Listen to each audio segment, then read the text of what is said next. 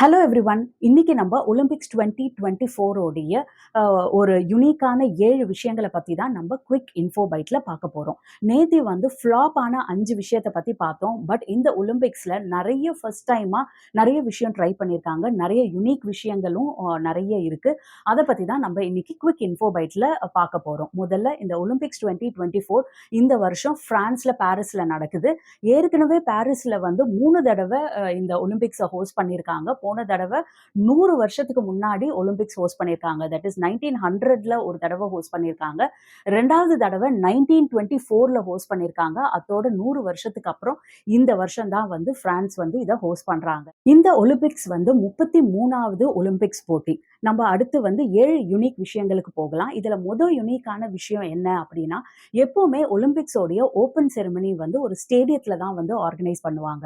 இதுதான் முதல் தடவை கம்ப்ளீட்டா அவுட்டோர்ல இந்த ஓப்பனிங் செரிமனி அரேஞ்ச் பண்ணியிருக்காங்க. இது வந்து சியன் நதி கரையோரம் பாரிஸ் ஃபுல்லாவே வந்து இந்த சியன் நதி வந்து ஓடுது.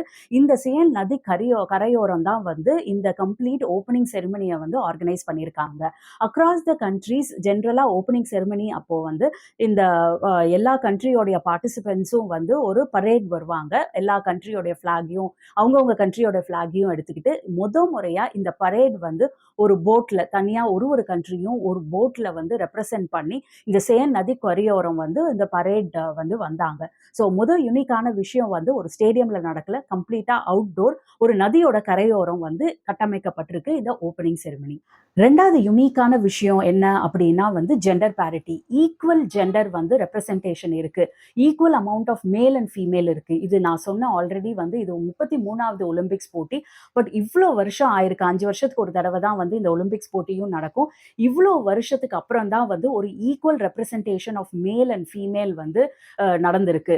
கிட்டத்தட்ட வந்து ஒரு 10,500 அத்லெட்ஸ் வந்து இந்த போட்டியில வந்து பங்கேற்கிறாங்க. இந்த 10,500 அத்லெட்ஸ்ல equal amount of male and female இருக்கிறாங்க. ஸோ இதுதான் வந்து இந்த இந்த வருஷம் நடந்த ஒரு யுனிக்கான விஷயம் என்ன அப்படின்னா வந்து ஈக்குவல் ஜெண்டர் பார்ட்டிசிபேஷன் தான் வந்து அடுத்த 2வது யுனிக்கான விஷயம். 3வது யுனிக்கான விஷயம் வந்து அங்க கொடுக்கப்படுற ஒலிம்பிக்ஸ் மெடல். இந்த ஒலிம்பிக்ஸ் மெடல்ல வந்து என்ன பண்ணியிருக்காங்க அப்படின்னா பீஸ் ஆஃப் தி ஈஃபில் டவரை வந்து இன்கார்பரேட் பண்ணியிருக்காங்க.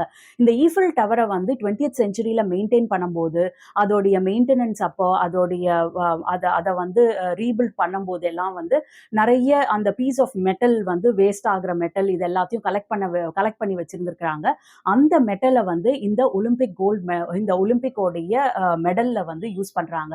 எல்லா மெடல்ஸ்லயும் வந்து இந்த பீஸ் ஆஃப் ஈஃபில் டவரை வந்து அந்த பார்ட்டிசிபென்ட்ஸ் எல்லாருமே வந்து கேரி பண்ணுவாங்க. அது வந்து ரொம்ப ரொம்ப பெருமையான ஒரு விஷயம். ஸோ இதுதான் வந்து 3rd யூனிக்கான விஷயம் வந்து அந்த எல்லா ஒலிம்பிக் மெடல்லையும் ஒரு பீஸ் ஆஃப் ஈஃபில் டவர் இருக்கு. 4வது யூனிக்கான விஷயம் வந்து தி ராயல் ட்ராக். இந்த ஜென்ரலா வந்து நம்ம வந்து ட்ராக் அப்படின்னு சொன்னாலே உங்க மைண்டுக்கு வர்றது ரெட் கலர், கிரீன் கலர் தான். எப்பவுமே வந்து ஒலிம்பிக்ஸ்ல இந்த கலர்ஸ்ல தான் வந்து ட்ராக் இருந்திருக்கு. ப்ரிடாமினென்ட்டா வந்து ஒரு மாதிரி பிரிக் ரெட் கலர்ல தான் வந்து ட்ராக் இருந்திருக்கு. இதுதான் வந்து ஃபர்ஸ்ட் டைம் இந்த என்டையர் ட்ராக்கே வந்து ஒரு பர்பிள் கலர்ல ரொம்ப அழகா கட்டமைக்கப்பட்டிருக்கு. இதுதான் வந்து ஃபர்ஸ்ட் டைம் ட்ராக்கோடைய கலரை மாத்தி ரொம்ப ஏஸ்தட்டிக் சென்ஸோட இந்த ட்ராக்கை வந்து பர்பிள் கலர்ல வந்து டிஸ்பிளே பண்ணியிருக்காங்க. ஸோ நம்ம எல்லா பிளேயர்ஸும் வந்து இந்த பர்பிள் கலர் ட்ராக்ல தான் ஆட போறாங்க. நிஜமாலுமே ரொம்ப ஏஸ்தட்டிக்கா வீடியோல பார்க்கும்போது ரொம்ப கலர்ஃபுல்லா இருக்கு. இதுதான் 4வது யூனிக்கான விஷயம். 5வது யூனிக்கான விஷயம் பட் ரொம்ப ரொம்ப இம்பார்ட்டன்ட் விஷயம் என்ன அப்படின்னா இந்த ஒலிம்பிக்ஸ் 2024 பிரெஞ்சு கவர்மெண்ட் ஒரு சஸ்டைனபிள் கிரீன் அண்ட் கிளீன் போட்டியா வந்து கட்டமைச்சிருக்கு. இதுக்காக வந்து பிரெஞ்சு கவர்மெண்ட் நிறைய எஃபர்ட் வந்து எடுத்திருக்கு. அண்ட் இதனால வந்து நிறைய கான்ட்ரடிக்டரியான கமெண்ட்ஸும் வந்து சோஷியல் மீடியால வந்திருக்கு. ஃபர்ஸ்ட் விஷயம் வந்து கிட்டத்தட்ட வந்து 60% வந்து விளையாட்டு வீரர்களுக்கு கொடுக்கிற ஃபுட் வந்து ஒரு வெஜிடேரியன் ஃபுட்டா வந்து அமைச்சிருக்காங்க. இதுதான் அவங்க எடுத்த ஃபர்ஸ்ட் எஃபர்ட். 2வது ரொம்ப இம்பார்ட்டன்டான எஃபர்ட் என்ன அப்படின்னா அந்த ஒலிம்பிக் வில்லேஜ்ல இந்த பார்ட்டிசிபென்ட் ஸ்டே பண்ற எந்த ஒரு ரூமுமே வந்து ஏர் கண்டிஷன்டு ரூம் கிடையாது. இதை வந்து செல்ஃபா ஒரு நேச்சுரல் கூலிங்கா வந்து கட்டமைச்சிருக்காங்க. அதுக்காக கன்ஸ்ட்ரக்ஷன்லேயே வந்து சில மாறுதலை பண்ணி எந்த ஒரு ரூமுமே வந்து ஆர்டிஃபிஷியலா இல்ல இந்த மெஷினை வச்சு வந்து ஏர் கண்டிஷன் பண்ணாம ஒரு நேச்சுரல் கூலிங்கை வந்து கிரியேட் பண்ணியிருக்காங்க.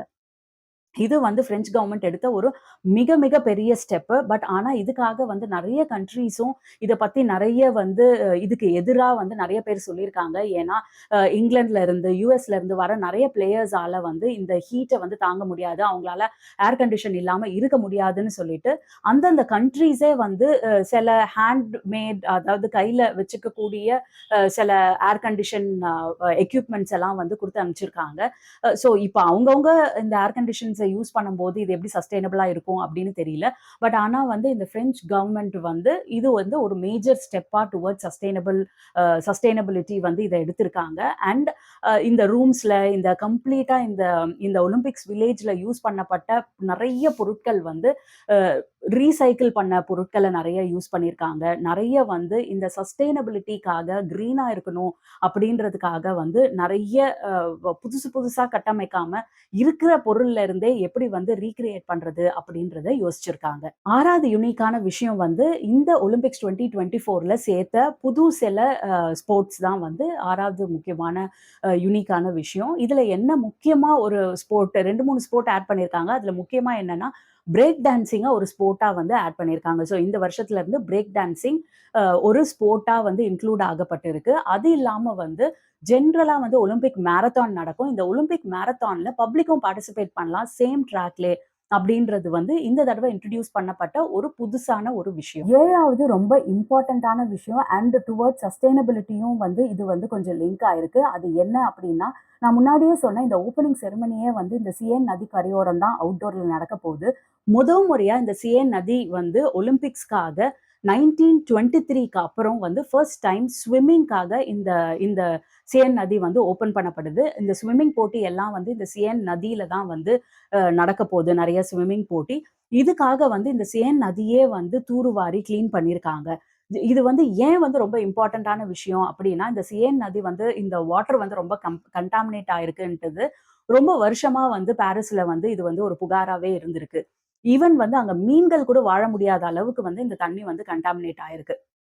இத கம்ப்ளீட்டா ஒரு ப்ராஜெக்ட்டா எடுத்து பிரெஞ்ச் கவர்ன்மெண்ட் இந்த தண்ணிய ஃபுல்லா கிளீன் பண்ணி இந்த போட்டிக்கு முன்னாடி மேயரே வந்து இந்த நதியில குதிச்சு இது கம்ப்ளீட்டா சேஃப் தான். இந்த நதியில வந்து குதிச்சு ஸ்விம் பண்றது அப்படின்னு ஒரு டெமான்ஸ்ட்ரேட் பண்ணி ப்ரூவ் பண்ணியிருக்காங்க.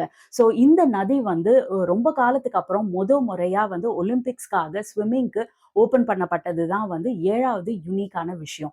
இதுதாங்க இந்த ஒலிம்பிக்ஸ் 2024 பத்தி 7 யூனிக்கான விஷயங்கள். ஒலிம்பிக்ஸ் பத்தி நெறைய இம்பார்ட்டன்ட் குவிக் பைட்ஸ் எல்லாம் இருக்கு. பட் இன்னைக்கு வந்து இந்த யூனிக்கான விஷயம் தான் வந்து நம்மளோட குவிக் இன்ஃபோ பைட்ல பார்த்திருக்கோம். ஒலிம்பிக்ஸ்ல வந்து 5 ஃப்ளாப் ஆன விஷயங்கள பத்தி நான் இன்னொரு வீடியோவா போட்டிருக்கேன். அந்த லிங்க்க டிஸ்கிரிப்ஷன்ல குடுக்குறேன். நீங்க வேணும்னா அந்த லிங்க போயிட்டு என்னலாம் ஃப்ளாப்பா நடந்திருக்கு அப்படின்றத பார்த்துக்கலாம். பாய் ஃபார் நவ்.